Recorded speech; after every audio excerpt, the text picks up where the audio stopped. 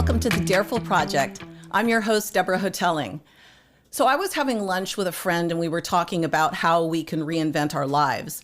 And my friend told me about one of her girlfriends who started a full career in fitness and wellness, and then at some point was called to rabbinical school. So our guest today, Rabbi Judy Greenfeld, is going to explain to us how you make that transition from fitness to faith and what she's learned along the way.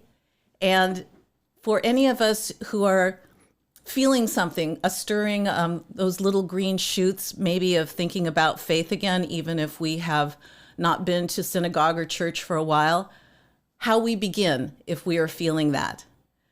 Rabbi Judy, welcome. Welcome. I'm so excited to be here with you and to meet your audience and to chat with you. And these are really important questions that we don't necessarily share with everyone because they're deeper than, playing mahjong or exercising together. But these are the deeper questions that are very important at different stages in our lives. Now, you asked me, how did the fitness world shift into a rabbinical call? Mm-hmm. And truthfully, it came as a huge surprise to me when I look back. If you would have told me that I was going to do the work that I'm doing now, I would have laughed at you and said, you're crazy. Because my evolution to becoming a fitness instructor has a little history. And that is, I always was a dancer. Early on, I must have read some children's book where this girl had weak legs, and she looked out her window and saw a ballet school and saw these girls doing ballet, and she decided she wanted to go, and she got strong, and there's your wellness, but she became, fully functioning and a dancer, and also dancers, so beautiful. So something clicked for me, but I loved it, and I was always in recitals, and I dreamed of being a dancer on Broadway. Well, I followed that, and I went to college, and I did get a degree in dance, but it also came with, an undergrad in kinesiology, a lot more intelligence about what happens to your body, how to keep it fit, all of those things, which I found fascinating. And, after I graduated college, then of course, we tend to get married or think of marriage more, and of course, take care of ourselves financially. So what happened was I didn't have the tools to make dance my business. I did dance professionally, but it wasn't enough. And it was a business that I really did not know how to navigate. And I created, it was those Jane Fonda era. Yes. And I hate to admit it, but it's true.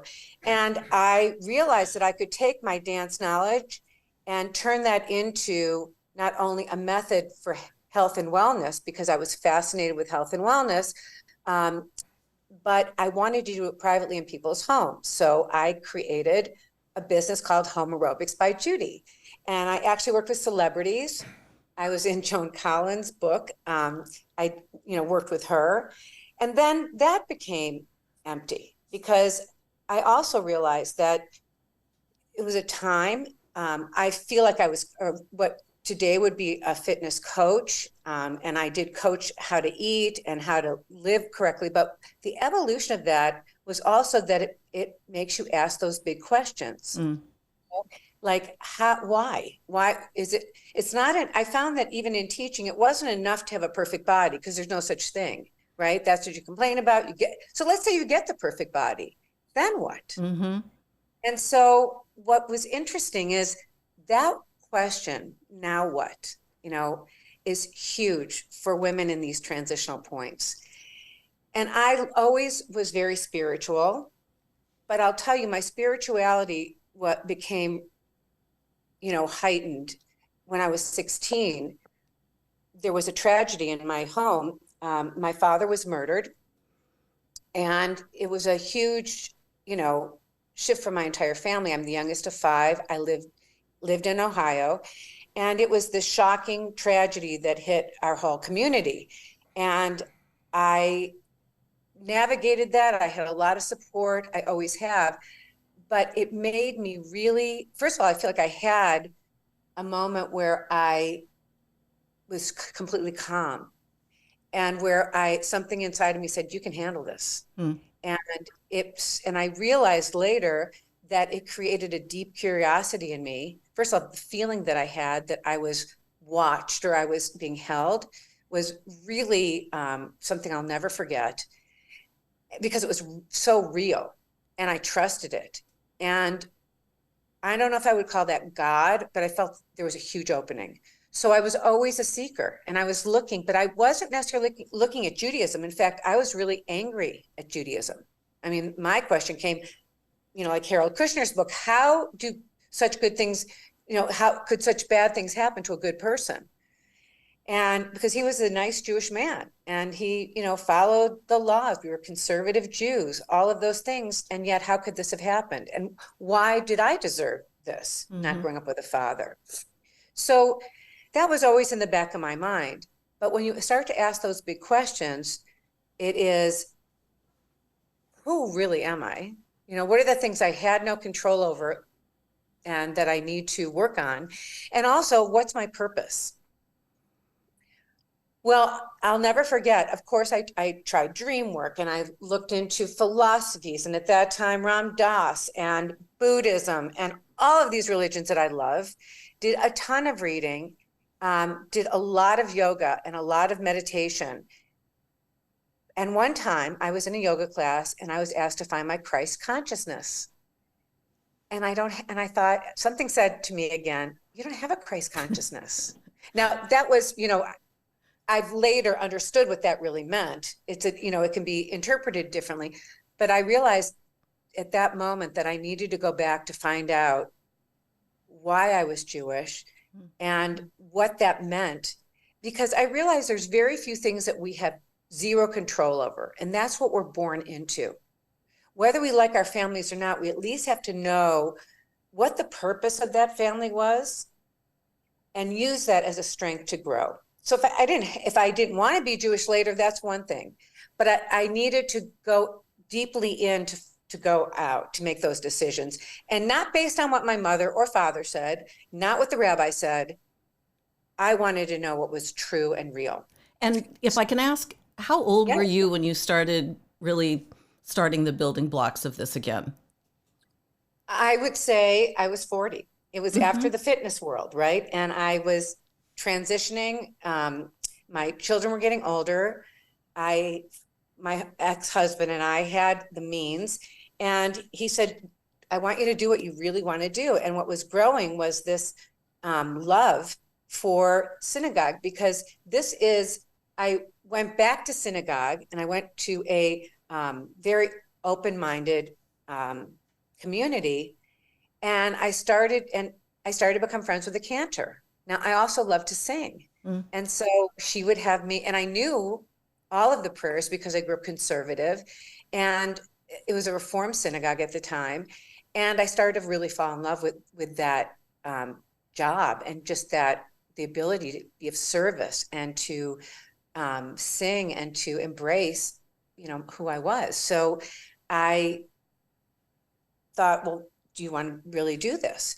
And a school appeared.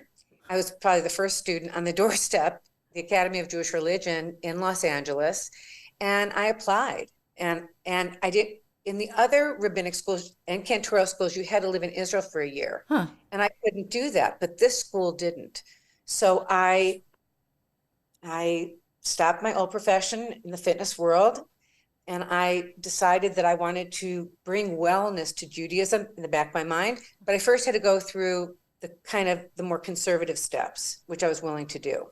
So I could have that title and I could be able to speak. Now, that being said, right before that time, in my spiritual work, found a partner that I wrote with, and wrote two books one called Minding the Temple of the Soul, and one called Entering the Temple of Dreams.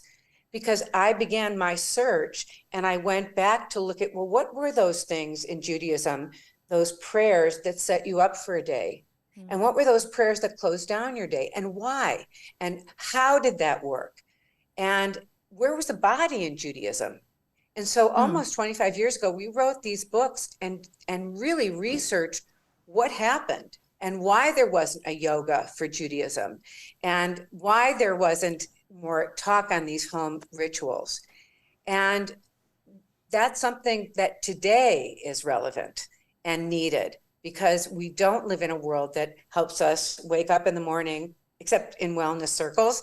How do I, how do I bring my tradition into my life so it doesn't feel like a disconnect? And how do I close the day with it? Because it's beautiful. And most of the wellness things are based on that. So I think I answered your question. Did I? Yeah, no, you did. And just two things as I'm thinking about it. One is that I'm going to butcher this phrase of the Buddhist approach of when you're ready for the lesson, the teacher arrives. That's it. And that seems like that's what you're describing when you were ready to go to rabbinical school and when you found your synagogue. And the other is that when I was thinking about you, about going from fitness to faith, that feels like very disparate ways to go. But as I thought about it further, it really is very similar, isn't it? It's just different parts of what we need to strengthen and flex and test in our lives, whether it's physical, spiritual, or mental. Yes. And it's a beautiful metaphor, what you're saying. The body speaks to you as it gets stronger. It does tell you what it needs to eat. And if you listen, how much sleep you need. But, having navigated that wellness field, and I'm still very much a part of it, I also am aware that mind, body, soul, although that was talked about a long time ago, it's very relevant now. And along with that, it's not just soul, it's spirit. It's your spirit in traditional religion, which got lost. And that's an interesting thing as well. We live in a world, we go to a gym, we go to work, we go to our spiritual circles, you go to a drum circle, whatever those things are. And there's really one place where it could all be. And that's what I hoped to create. And yet that's a very difficult call, but it's all in this physical body. And in these prayers in the morning, it reminds you every morning that there's a soul in this physical body. And there's an interconnection, a marriage between the physical body and the soul. And that we have to deal with that. Like that's our vehicle to go through this, lifetime in. Why is it so, I don't know if hard is the right word, but we'll talk about physical, we will share all sorts of intimate details about our sex lives or about our relationships, but there's something very private and I don't even know what the word is. There's something very private about our spiritual lives. And there are many people I know that I've known for years, and I still don't know yet, do they go to church? What do they believe? Why is it so hard for us to talk about our spiritual lives? I believe that there's a God component and there is a feeling of fear and guilt that is left over from our childhood. It's like of being judged. And I think that what you're also referring to is, will I be rejected, or will someone laugh, or will they judge me? Because it happens. And so it is a private thing, just like what, where you lean politically. There's just, there's so many differences of opinion, and there's a fear that maybe I'm on the wrong track. Or maybe they'll, think that I'm, for myself, a super Jew, and I won't listen to other faiths, which I find fascinating, and I'm very open to. I find that it is a personal thing, and that's why I do what I do. I want to have those secret conversations that you're too afraid to ask your pastor, or you're too afraid to ask the rabbi. The first thing I say is there's not any stupid question, and I'll repeat. Anytime you have the question, I find it's fine to just keep repeating, because we have to hear things more than once. Because of that, and I know that the way that I minister is very personal, because I want to find out the disconnects that happened in your life that turned you off or turned you on. I want to help you open up that communication. And if you don't believe in God, that's fine. But let's make sure that it's not the God that your parents told you to be afraid of and feel guilty about. Make sure that God evolves for you, because I don't believe in that God either. I don't believe in a punisher. I believe that God is loving, and it's like it's a way to open you, not shut you down, and that there are stages of belief, and that we need a lot of room to have that discussion. So I think that you don't ask that question because it's very personal, and maybe that's why I do ask that question, because I want to be really personal with you, and I want to help you explore. And so since it is personal, how does one begin? How does one begin everything? Because there is so much fear. But it's just by making the first phone call. For myself, if you were to look at my website and you were like, well, how do you start? Just let's talk. The first time you come to my website, it says, let's have a consultation. It's free. Come and ask a question. If you don't like the answer, great. But I love getting to know people where they are spiritually. It's so beautiful. And I don't have a judgment about that, because it's all human. And we have our beliefs for different reasons. I only ask that you're open. But I think that that's the first step, is just making that phone call. I got a call yesterday, a woman who wants to convert to Judaism. And I could sense that she was really nervous. And she said, oh my gosh, I can't believe I finally made this call. And I really wanted to find out about it, but I just kept putting this off. And she said, I made that first step. And I said, yeah, that's how we start. That's all you had to do. So finish the day really knowing that you just took that first step. Well, and along the way, since it sounds like you have a lot of beginner believers or folks coming back, what surprises you about this journey? The biggest surprise that I find is when they walk through the doorway, the first thing they say, almost everybody says to me, I'm not religious. Like, they're so afraid. It's like, I'm Jewish, but I'm not religious. Or I'm a bad Jew. Love that. And I say, and I laugh and I say, so am I. And I'm not religious either, because there is this past, I guess we get lost in our judgments and how we see things. And a lot has changed. Even that I'm a woman cantor rabbi, that's a change. And what I'm there to do is to update most people. So when they say that, I first of all say to them, no one goes to synagogue that I know of on a daily basis anymore, unless you're Orthodox. It just doesn't happen. So I'm a rabbi, and rabbis aren't going to synagogue every day. And that seems to be this caveat. If they didn't have a bar bat mitzvah, it's really been such a overhanging thing. If I don't go to temple, I'm not Jewish. Well, I've had to become that kind of open temple, very much like the title of my books. It's the temple of your soul. And that can be enough. Now, in some circles, it's not. In my circle of Jewish people and Jewish followers, it is. So I guess you have to go to the people who share the similar beliefs. But it sounds like the folks who are interested in what you represent, that's growing, because you're based here in Los Angeles, but you and I are talking today, and you're in North Texas because you're doing some additional broader work there, correct? Yes.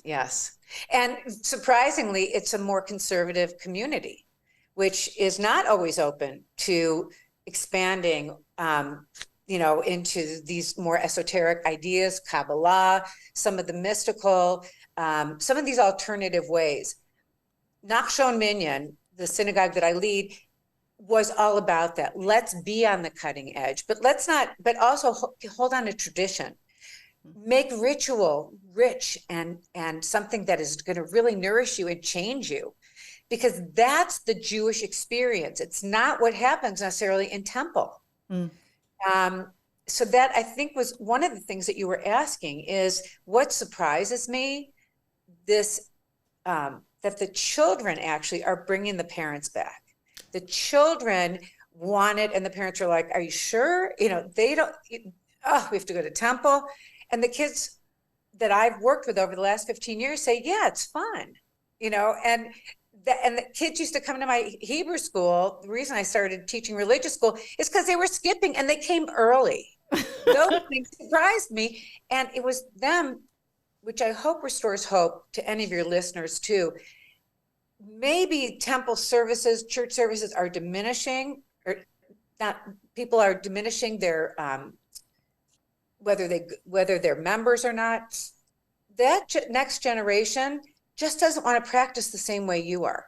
Mm-hmm. They want to come to me and they want to know more of the good stuff, the meaty stuff, the history, what the scripture says, how it's learned, what was said in ancient times, what that looked like, what are the trends, how do people believe after the Holocaust?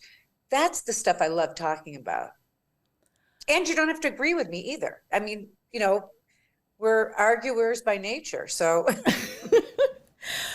Speaking of ritual, you and I were talking a little earlier about the celebration for the Jewish New Year. Will you describe it again? Because that sounds so amazing. I agree. And in thinking about the high holidays this year, I wanted to bring something different. I usually spend a lot of time, what could be different? What could be a hook? I decided that I was going to build on this beautiful old tradition called tashlich. Now, the word tashlich in Hebrew means to cast your sins on the river, on a running body of water.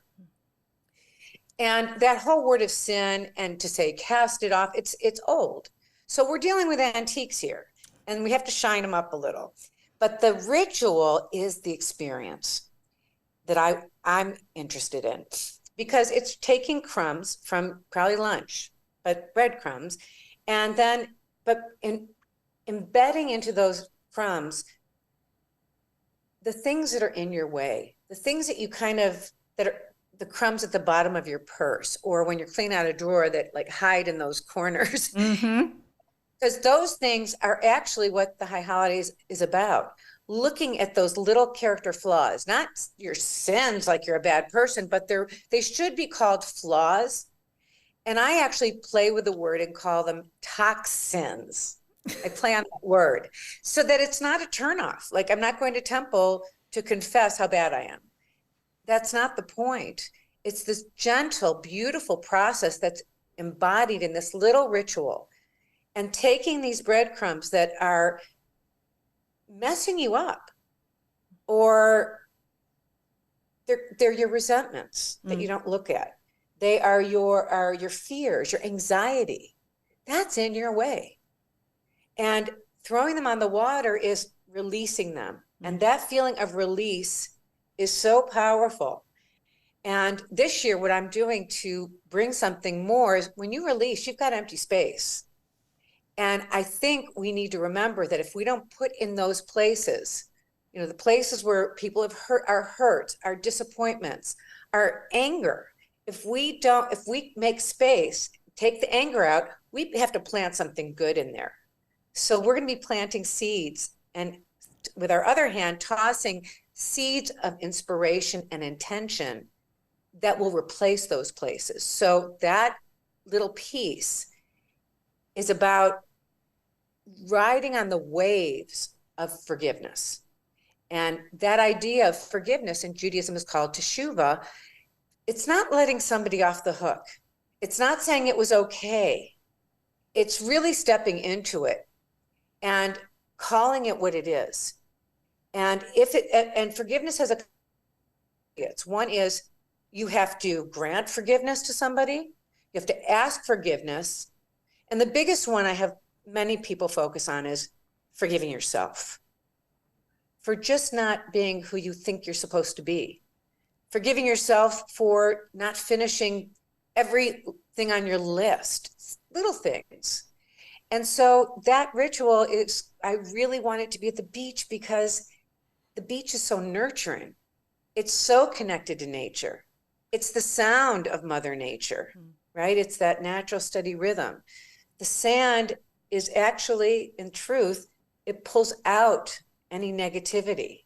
The ions on the water are positive. What better place to be in synagogue, in a sense?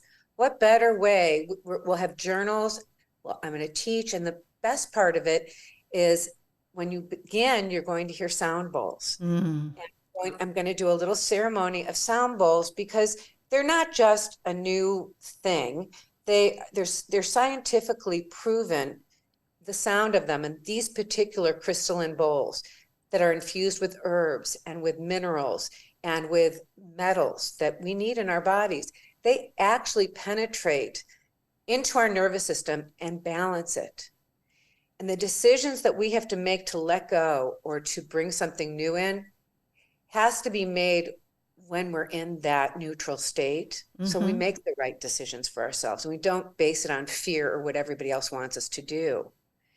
And so that will be a part of the ritual, and it's really never been done. I'm extending it from, for a couple hours, so you really can think about it and not make a rash decision, and also be loving. And I want it to be gentle. And then we'll blow the shofar and we'll sing the prayers together, and you're invited to stay for a picnic dinner, watch the sunset, which is such a wonderful tradition that we've always done. We just never made it that focused, and we really never created so much energy around it.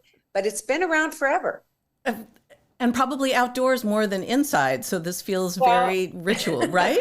And I grew up in Ohio, so there was never a beach. And now we have an excuse that we get to be at the beach. So I want to take advantage of that. Yeah. And for our viewers and listeners, we will for sure have all the information up on our site, and so that anyone who wants to participate and is here in the Los Angeles area can do so. This also feels, as you're describing it, a blend of other faiths as well, that God hates a negative space, right? So you can't just remove what those bad habits were, or those intrusive thoughts. You have to put something else in there that is more intentional, right?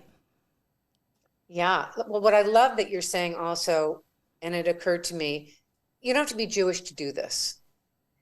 There are so many practices that are called, we could call it a reset, we could call it a year of tracking your life and really taking a look at, how am I doing? And what I wanted to bridge for many Jewish people is let them know that that's what it's about. When I say that's the underbelly of going to services and going through these, things that you think you have to do, and the family dinners and everything, there's really a spiritual structure.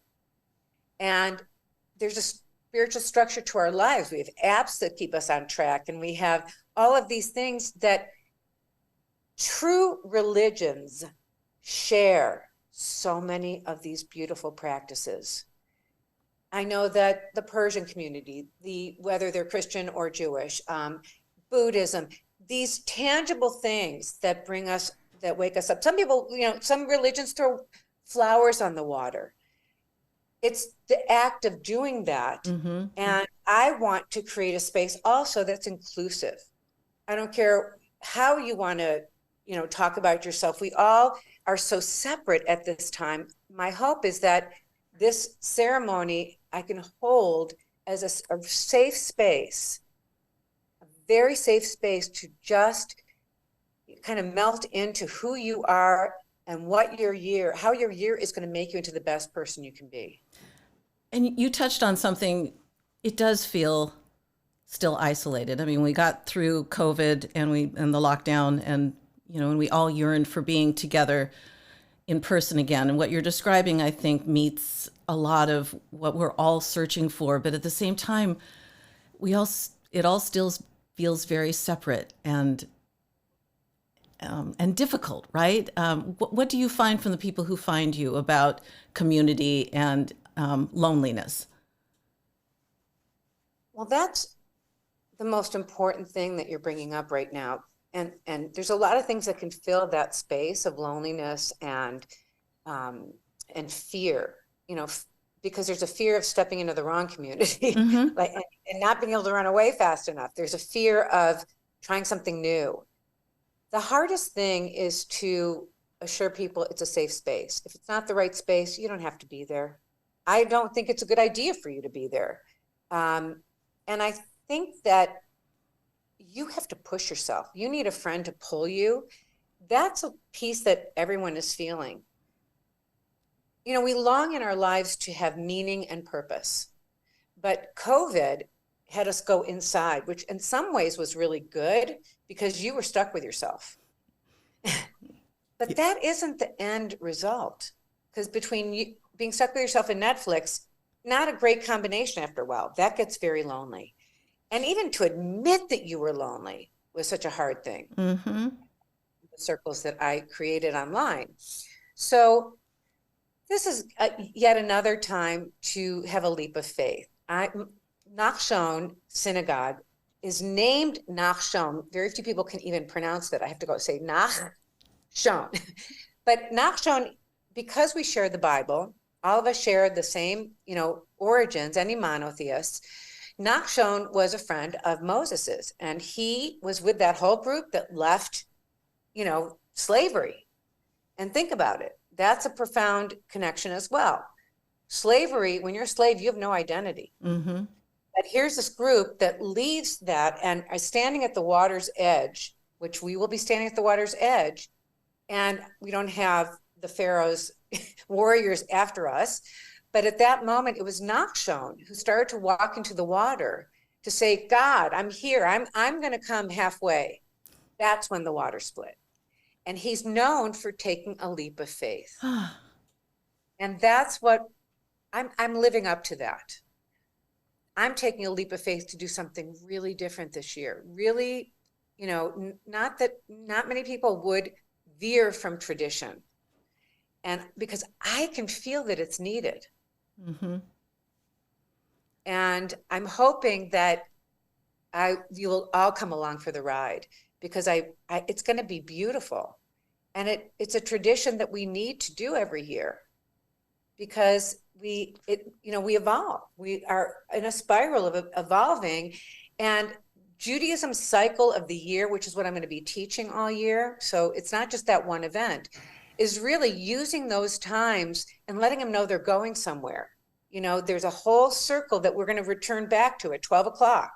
And if you're thinking about a clock, I'll be there again next year, because I'm starting something that I want to continue. But that's one of the beautiful things about Judaism and bringing people back to it. And what was beautiful through COVID. You may not follow all the rules and regulations, but the traditions are steady. They change for thousands of years. And it was something to lean on when everything was shaking. And that's what I find so beautiful about what I want to give to others, is that we're in a time where everything's shaking. We want to know what's real. And this small ritual that I'm offering, and I will be offering bits and pieces of that throughout the year, is your opportunity to stay grounded, to stay connected to your heart. And whether you're Jewish or not, it is a reminder. I'm just guiding you to remember who you truly are. I just wish we have short lives here on earth, and spiritual growth takes so long. I feel like I'm going to get one thing done, and then God's going to go, okay, time is up. It feels like we have a lot of work to do. Well, but it's also looking at all you've done. See, that's the other piece, is that I think it's our culture. I think it's how we get trained. Like, I've wasted time. The time is right now.